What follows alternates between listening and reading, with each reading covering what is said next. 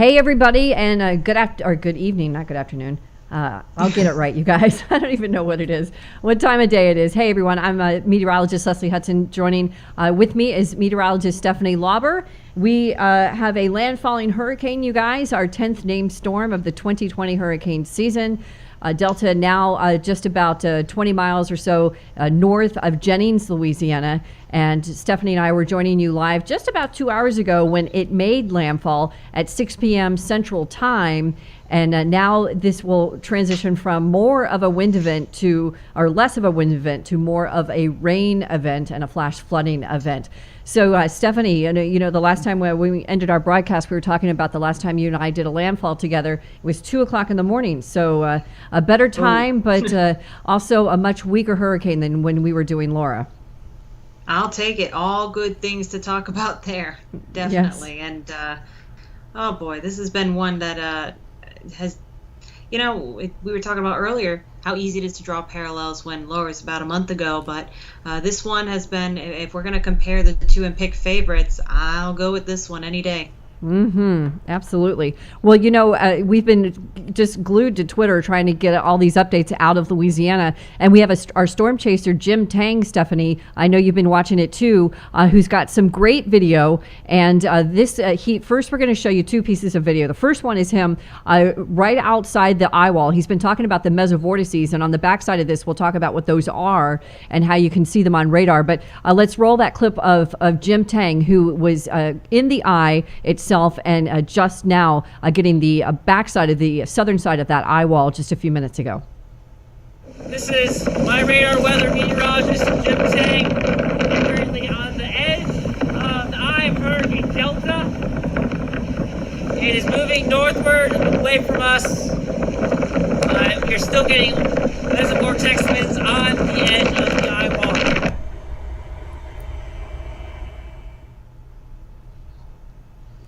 And then we also have where Jim was actually in Lake Arthur, where the actual eye, part of the eye, came on shore as well. And he penetrated that eye wall where those core winds of around 100 miles an hour were ripping through Lake Arthur. And let's roll that video, Tammy, and we can show you that. Yes, yep.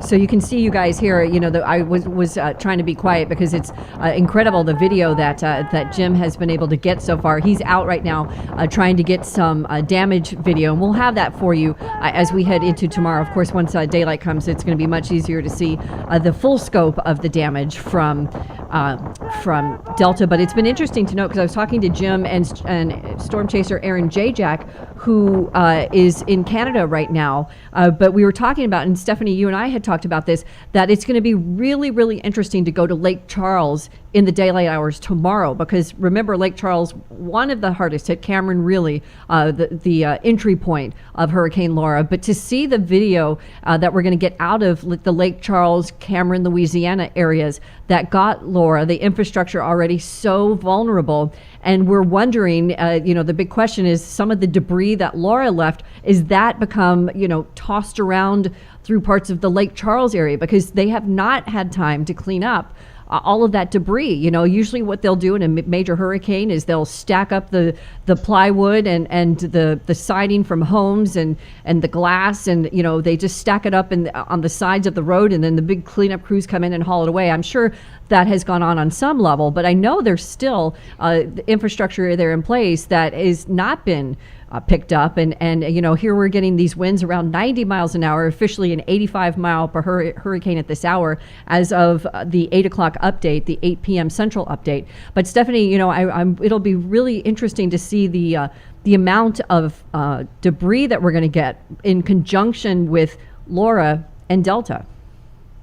Yeah, and that's something that folks were concerned about when we first found out, hey, this storm's going into the Gulf of Mexico and it's aiming for someplace along the northern Gulf, was, hey, we've got a bunch of storms that have come through on the Gulf Coast. We had Sally not too long ago hitting through the Mobile Bay, Pensacola area. And, it was fair game when the storm before it had even left the Caribbean, hey, we're looking at the Northern Gulf. Is it going to be folks who have been impacted by Sally, or is this going to be folks who are still trying to clean up after Laura? Laura being only about a month ago and Sally even more recent. These are folks who are still trying to patch leaks in their roofs, still trying to file claims with their insurance companies, and really kind of take it all in and assess that damage before they can even really make any forward progress with the recovery efforts there.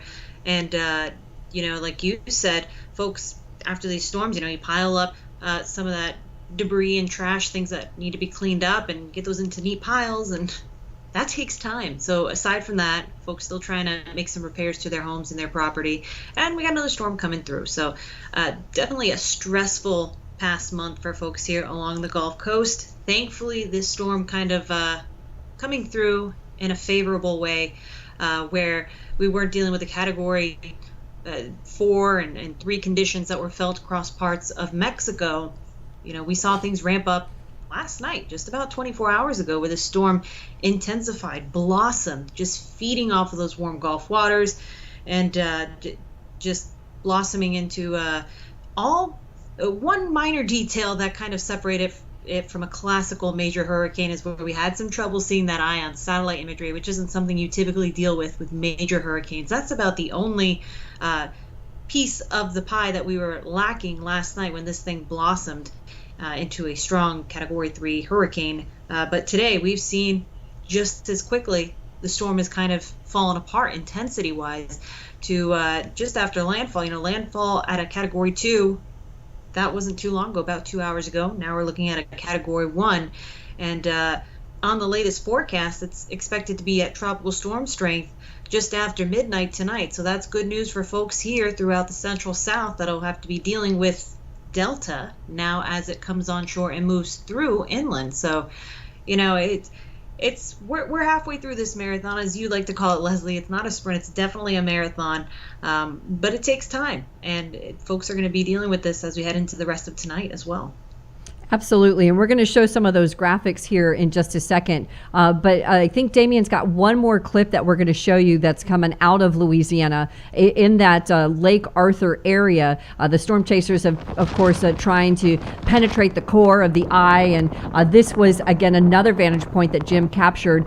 That was about 30 minutes before that video where he actually penetrated the eye wall. So the surge there, you can see lapping over into the area. You can actually gauge, if you look at those trees behind the video there, you can see that surge is easily 2 or 3 feet, even more so. I don't know how high those trees are, but there's definitely a surge there, and the winds have been incredible. But one thing I wanted to touch on real quick, and you can go back to WSI if you want, Damien. One thing I wanted to touch on is, I know I've already seen some criticism on Twitter from armchair meteorologists, we call them, who say that this storm was overhyped. And here's the thing. So when you're dealing with a hurricane that at one point was a Category 4, and yesterday was a Category 3, even today was a Category 3. And we knew there was going to be some degenerative process that was going to happen between now and landfall.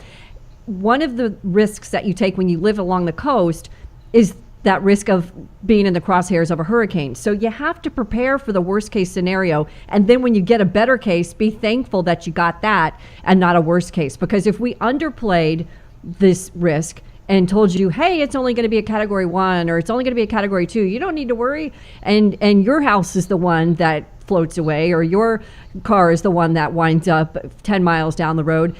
It's a huge deal to you. So you have to put it all in perspective. And I'm not going to get on a huge high horse here, but I do want you to understand that the reason why we get on these live streams and talk about these for days at a time is because the risk is great. And there's a lot of people that live along the coast that haven't been in hurricanes. There are a lot of people that have lived along the coast that have. But you have to prepare for the worst case and be grateful that you get a better case scenario. So, we're still dealing with a Category 1 hurricane. These are not toys. These are not severe thunderstorms. They are massive energy sources that will be impacting thousands of people and are impacting thousands of people right now. There's already power outages, several thousand. I've read a couple of reports on Twitter. I think there's over 10,000 at least one of the power companies down there reporting.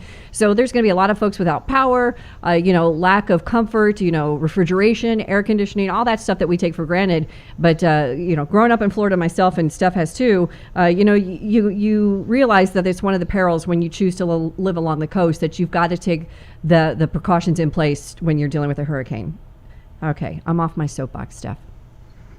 Well, and to your point, just a reminder, Harvey did a number on the Houston metro area in 2017. Yeah, it impacted Rockport, Texas as a Cat 4, but when it was sitting there over Houston and raining itself out, it was much weaker tropical storm strength. So there is no such thing as, it's just a tropical storm. It's just Category 1. But I think you made a great point squashing that. We're going to talk about the benefits here, because when we have something good to talk about, we're going to jump on it. And that's been the case with this storm. We had some real silver linings here. And these days we can't get enough of that. So yes. I think what's going on here with this radar imagery is just the best thing that people would want to see right now, because we're losing some color on this imagery. And that is definitely a benefit. We were worried about how much rainfall was going to happen for folks here in interior Louisiana and going on up through the Mississippi River Valley. That's already had a lot of rain. The best case scenario coming out of this one, Leslie. Yeah, and I was just toggling on some of those rain rates as you were talking about it, Stephanie. So, I'm not really going to get an accurate. Let me zoom in here. Let me click this to now, and then we'll just zoom in and get a little bit. Whoops, hang on.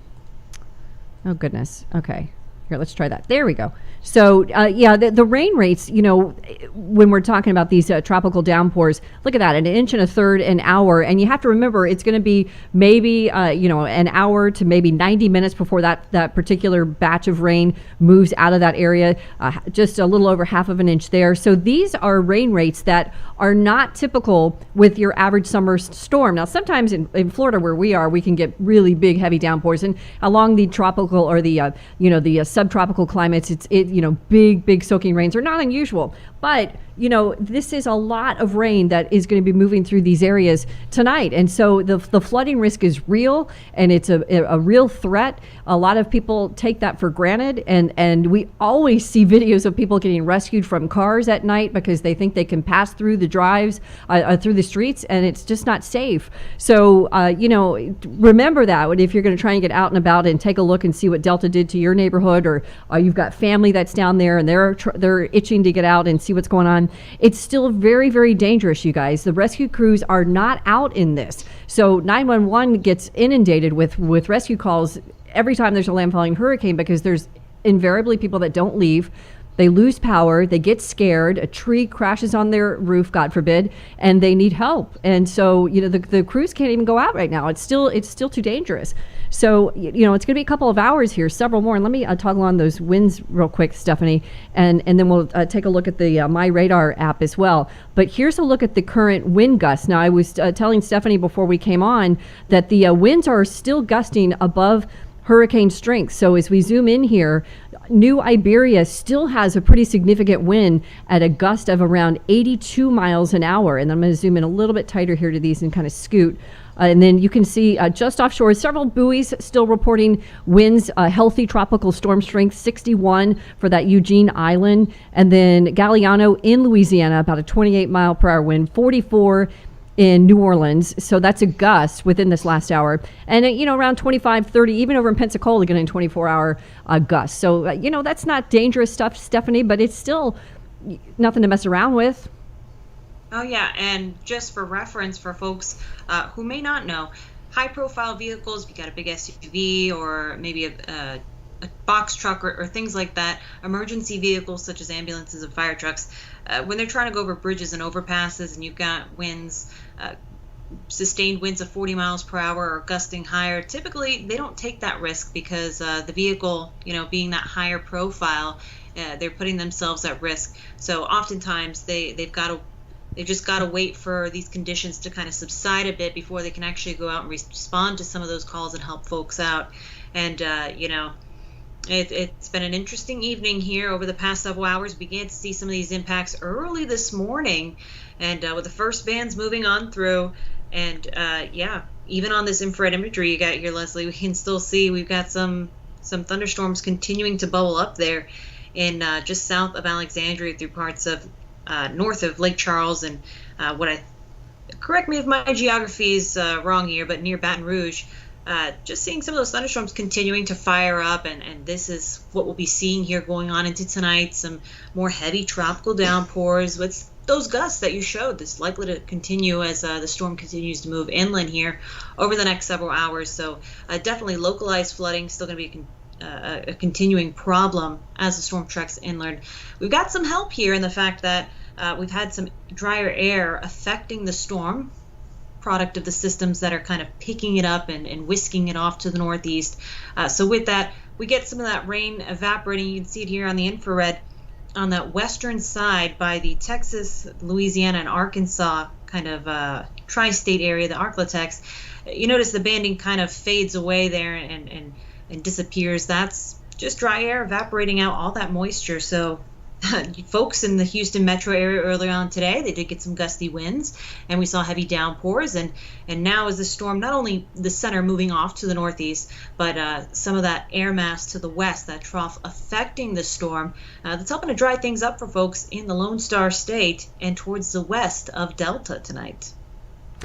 Exactly. And even on this particular infrared, which is not current, it's one from about 2 hours ago or 2.5 hours ago before landfall. But you can still see that those magentas there, super high cloud tops, still even on the one that we just showed you, still showing that little burst. So we still have some pieces of Delta that's got a sting to it. So it's going to be a couple of hours, at least I would say through midnight local time. You're going to be under the gun, so to speak, with still some of these hurricane force winds. And technically, as Stephanie mentioned, it's a category 1, winds at 85 and the movement northeast at 15. So another benefit is we've seen that movement away or towards not necessarily good news for people in its path, but we've seen that jog towards the northeast now, indicating that, again, it's interacting more with that trough. That trough is helping to accelerate its forward movement, and we'll see that through tonight. Better news for folks in the southeast who have to worry less about the ponding and the training of those tropical downpours because the system is moving quicker.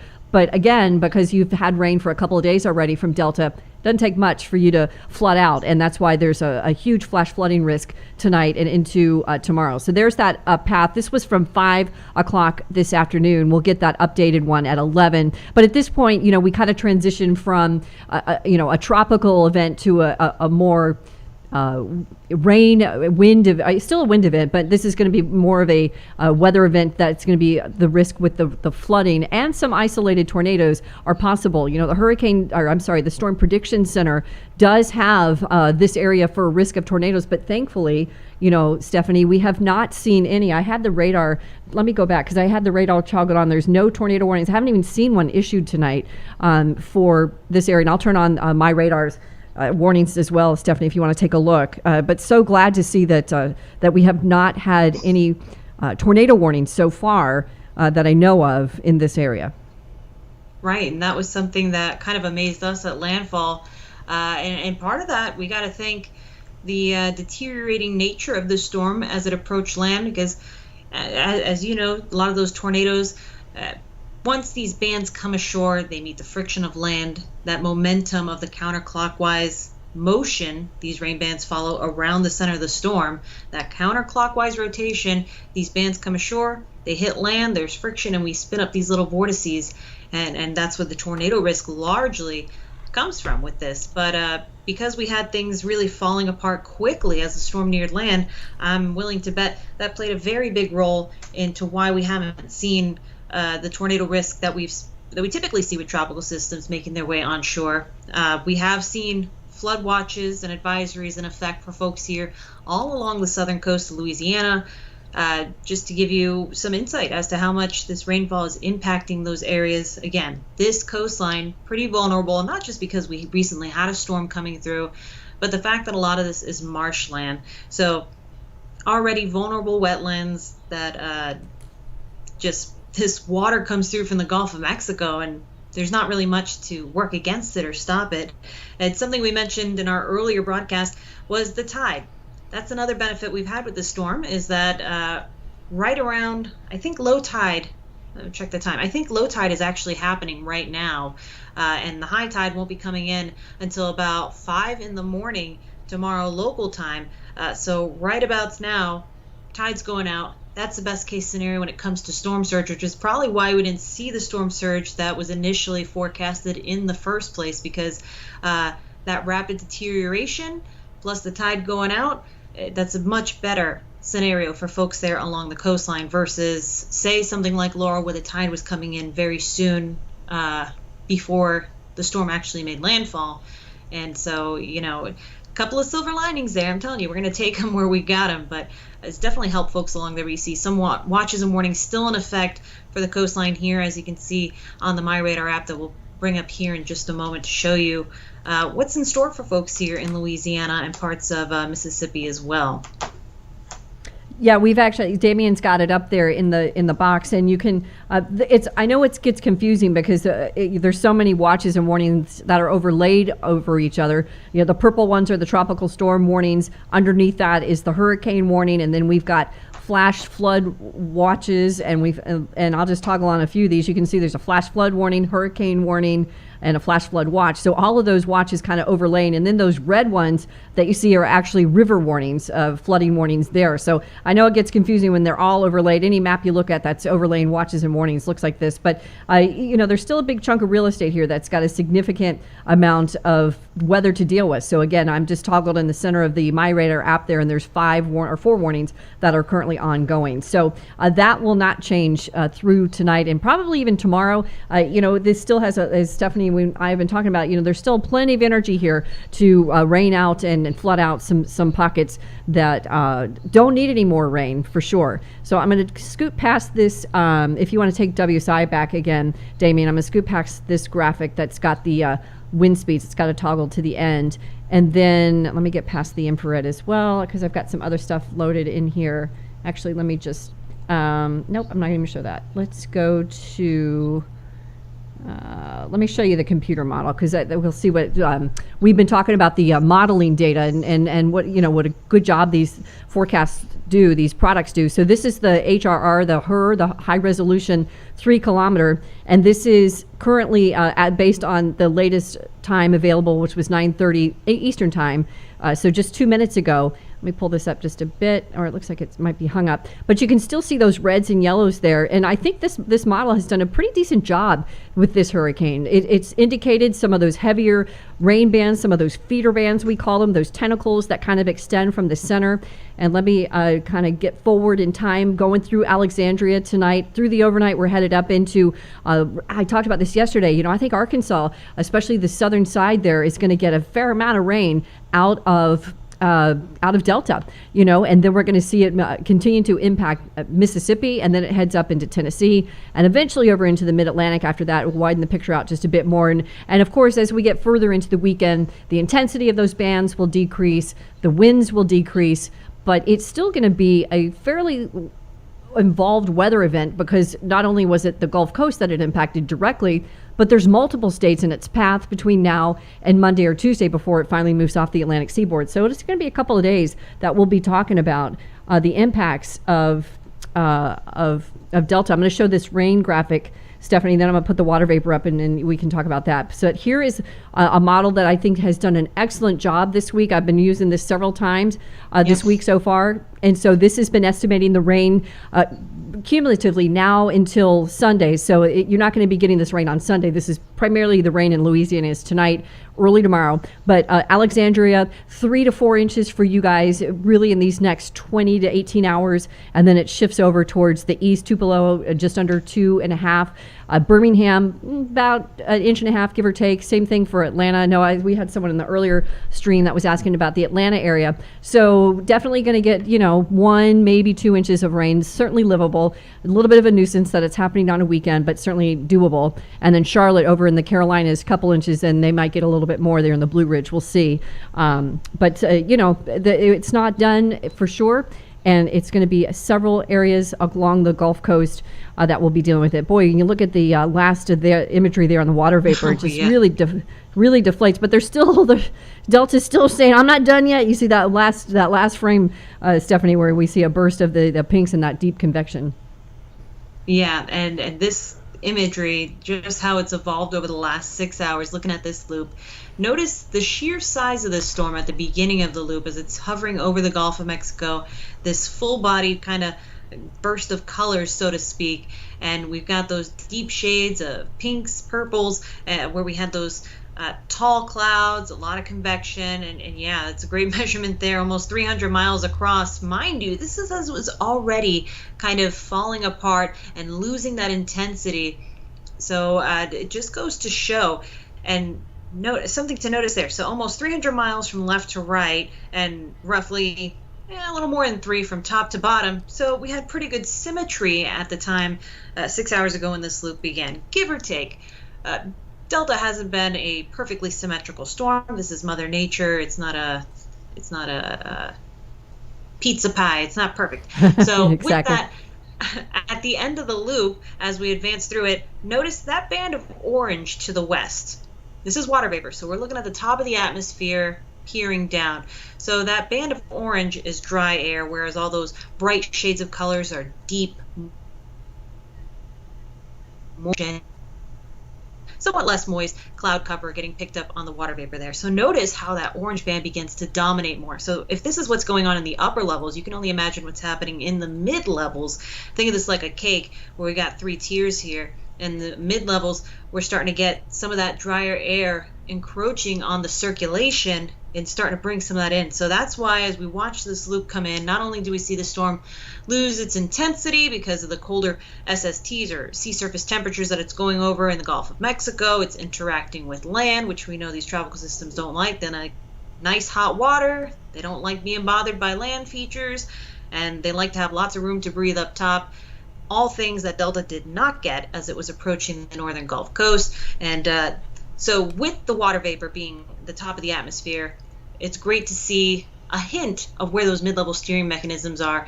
So out to the west of it, this orange band here of dry air helps us kind of understand where that westward influence is. The trough that's moving in from the west coast of the U.S., beginning to pick things up. That's kind of what's in play for that northeasterly shift we've seen throughout the day.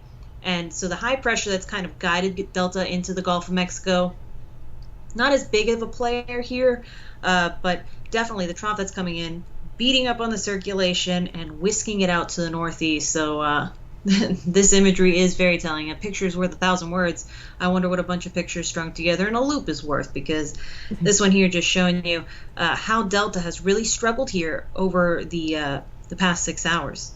Yep, absolutely. And I was hoping it was going to buffer, and it's starting to do that. But Damien, if you want to take the MyRadar app, I've got the velocity mode on. We're on the per station radar, and KPOE, the closest radar that's functioning, as we've been talking about, and you guys know if you're into the weather, and if you are, you probably are because you're watching us on a Friday night. I almost said Saturday, but Friday night.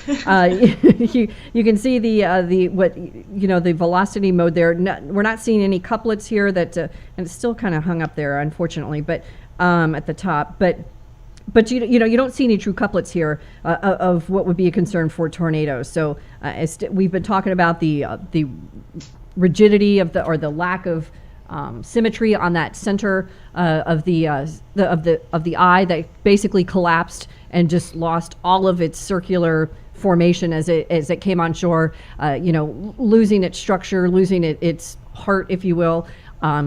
All good factors for the risk of severe weather, but there still is a severe risk tonight. So just because there's not any now doesn't mean there isn't a possibility for a spin up when we get some of the south side there of some of those feeder bands, which are still out there. I mean, they are less potent. And you've got WSI there. So they are less, let me grab the pointer. But here, these guys, these are these tropical bands that can really put down heavy rain, and oftentimes we'll see the spin-ups in these feeder bands. But these look a little less impressive than what we've seen with some of the other hurricanes that have come in. But again, you're still under that risk of severe weather. So you got to keep an eye to the sky, keep the app on, keep your notifications turned on. They're such a great resource. I love the rain notifications. I hope you guys have your notifications. Sometimes I know people don't like. Great. Oh my gosh, yeah. A lot of people don't like them. They don't like to, get the notifications, or they don't like the red badges. But it's such a great resource to let you know, hey, it's going to rain in 15 minutes, which we already know it's definitely raining. But you also can get notified when there's a severe thunderstorm warning, tornado warning.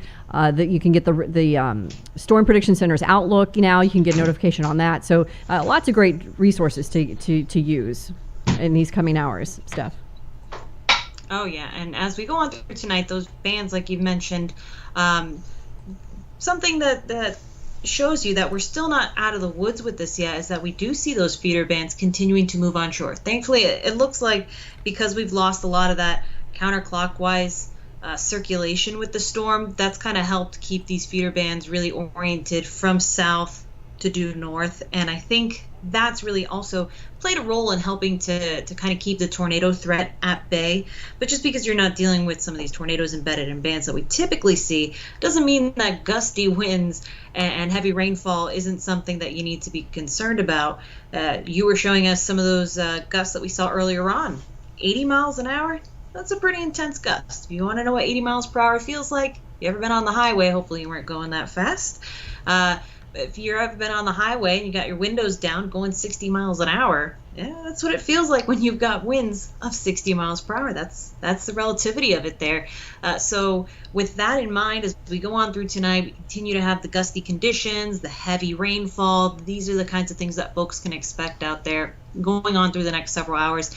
And again, got to point out the silver linings when we've got them. The fact that the storm is continuing to become disorganized and fall apart has really done us some service here tonight. And going on through the rest of the forecast period, as we showed you just not too long ago, we are going to continue to see things continually wind down, and then this storm is still picking up speed. When we got our update here just about 40 minutes ago, that thing was increasing in forward speed from 14 miles per hour to 15 miles per hour. So not much, but still enough to pick it up and kind of whisk it away. So those poor conditions that people are in are shorter lived in the long run. So these are all benefits that folks can count on here as we hunker down and deal with what Delta has to bring for folks along the northern coast throughout the rest of tonight, Leslie.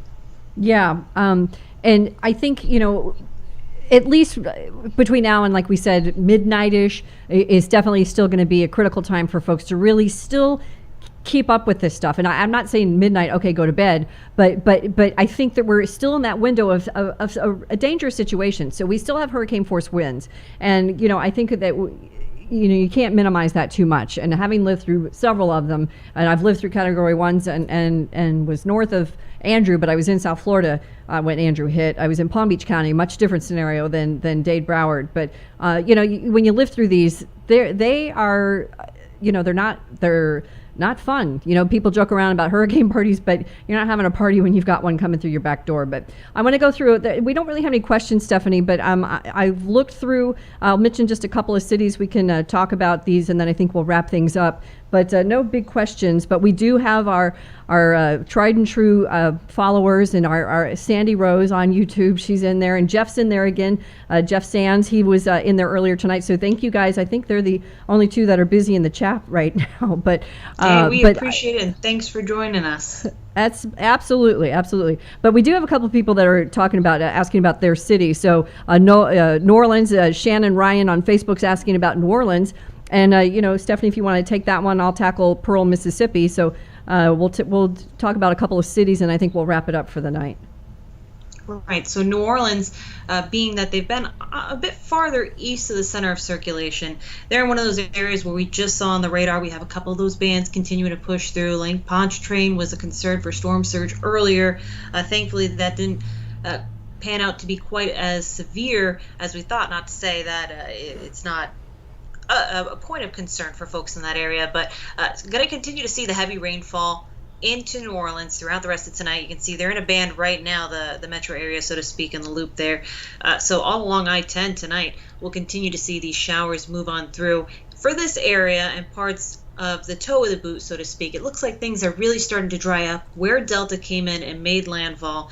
So folks here to the east going to continue to deal with the banding here going on through the next several hours until we get some more dry air to kind of help put a stop to that. But the reason why they're getting banding as opposed to folks further down I-10 to the west in part is because we have that southerly flow. So we still have some circulation, and that's helping to wrap in dry air. But in this case, this band is really being fueled because that wind is going in from the south. So it's coming onshore, bringing with it moisture from the Gulf of Mexico. So with that, we'll continue to see some of the rainfall here throughout the next several hours until that wind shift happens overnight and the storm pulls away. Then we'll see things begin to quiet down here, but expect some gusty winds to continue on and the heavy rainfall to continue as well. And the other city that we had, thanks Stephanie, was Pearl, Mississippi, which is near Jackson. So I think Jackson in that area, you all are definitely going to get some of the action. But anytime, a safe estimate is when the further away from the coast you are, the less of the wind is going to be a factor for you, almost invariably. The only time where I can think in recent memory where that was not the case was Hurricane Charlie in 2004, because I actually literally lived through that one, where it maintained its structure. But generally speaking, and this is the case tonight for sure, the further away from the coast you are going to have less wind impact. But the uptick is possibly severe weather, possibly flash flooding. So we know in Jackson the winds there have been around 30, 40 miles an hour in the gusts this last hour. I don't have that product on. I can turn it on real quick and we'll take a quick look here. I don't think Jackson, some of the stations are not reporting. Yeah, I don't have Jackson on here, but I did check it off before we brought the live stream up, and they were in that neighborhood of 30, 40 miles an hour. So sometimes the data shows up and then it disappears, and if it disappears, I delete it off the map so it's not so cluttered. And that happens to be the case with Jackson. So you can see the live winds here, the live wind gusts still 40, 50 miles an hour in this area, and that will be the case as we head through the next several hours. All right, you guys, I think we're going to wrap it up. It's 9:46 here in the Eastern time zone, 8:46 Central. Yeah, it's been an incredibly memorable hurricane season. Every time you think you're going to be, to say the least. Yeah, every time you think I've seen it all, Mother Nature throws another wrench and says, "Oh no, you haven't." So, I sit here and I think, wow, I can't even quantify this because I don't know of a season in recent memory that has been this busy. 2005, yes, but just amazing. That we're on our 26th named storm this year, and I would venture to say we are not done. So, Stephanie, okay? Can you read it to me? Because I just closed my laptop, Damien. If you can.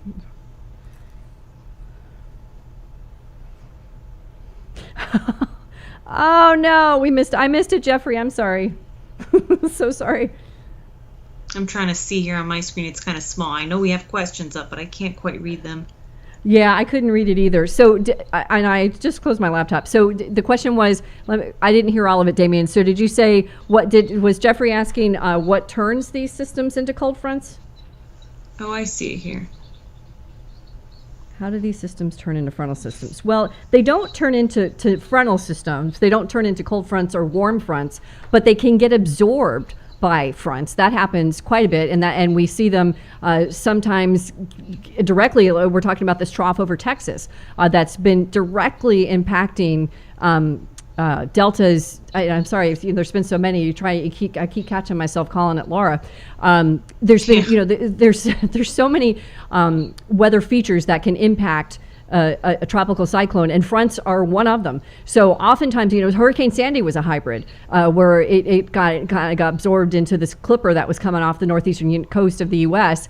And that can happen. That's not the scenario here. It looks like that Delta will continue to stay ahead of that trough and not get absorbed into it, but it definitely does happen.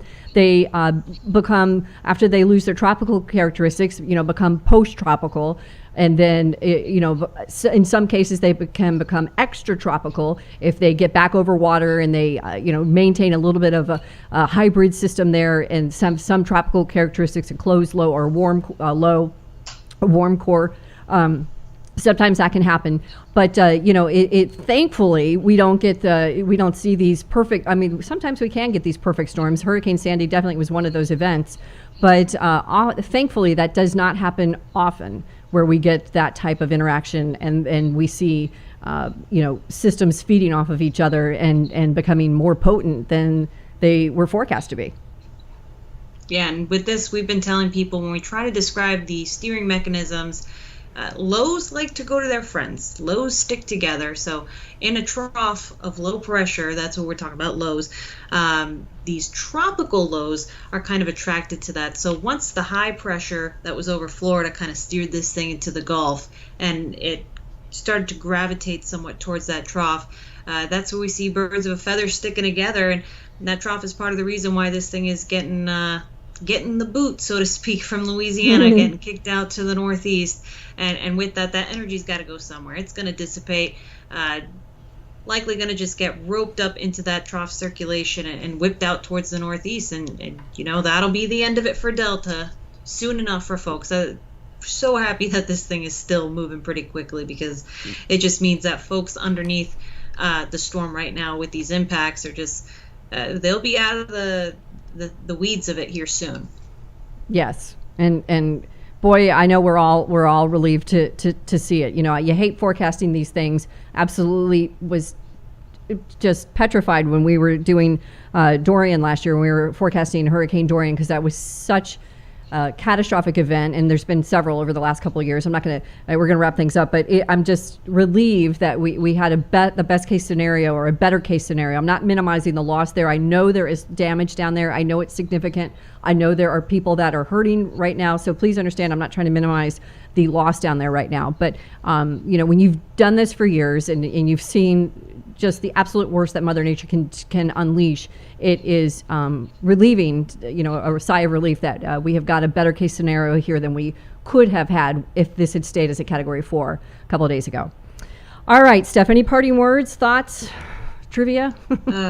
Our best wishes to folks out there on the Gulf Coast. Y'all really make the best of that hashtag Gulf Coast Strong.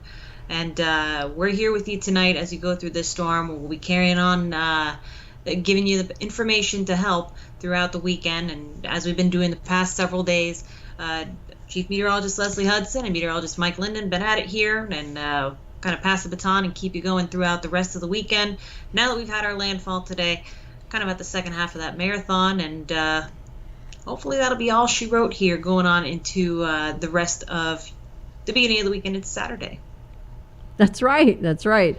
All right. Well, I think that's going to do it for us tonight. Thank you again, Stephanie. It's always a pleasure to sit here and discuss these storms. We could totally nerd out about this stuff for hours. But I know, folks probably are coming in and out of the stream. But hopefully we've offered some insight and helped guide some folks if they were looking for that as well. A little bit of housekeeping notes. Time now 9:52. Again, Eastern Time 8:52 Central. There will be another update from the National Hurricane Center at 10 p.m. Central. We will do a live stream of the graphics with an update at 10 p.m. Central. So we'll have a new path. Which is still relevant. There's still people that are going to be impacted from this, even though this is less of what it was. There's still going to be weather to deal with from Delta through the next couple of days. And as Stephanie mentioned, Stephanie Lauber and Damian McFarland will be at the helm, guiding you guys through this weekend, keeping you guys updated. Live streams will continue this weekend, so make sure you check those out and give Stephanie and Damian a shout out. When you work these super long hours, you really appreciate the kind feedback. Even if it's not kind, we still appreciate you guys watching nonetheless. And Damien says he needs food. So if you want to start a GoFundMe for Damien, I'm kidding. Don't start a GoFundMe. No fudge Pop-Tarts. Only brown sugar is acceptable in this club. That's right. Oh my gosh. Damien could eat I have everything in this office. He is a young man that can put it away like no one else. So anyway, I'm kidding. So we'll get Damien some food. We want to thank you guys for, again, joining us tonight on our ongoing coverage. We'll continue to be here through tonight and keep you updated. Again, our 10th named storm, Hurricane Delta, still impacting Louisiana tonight, expected to be a big player in that area of the country through the next couple of days, and we'll be there to guide you through. And we thank you again for joining us. Stay safe, everyone, and have a good night.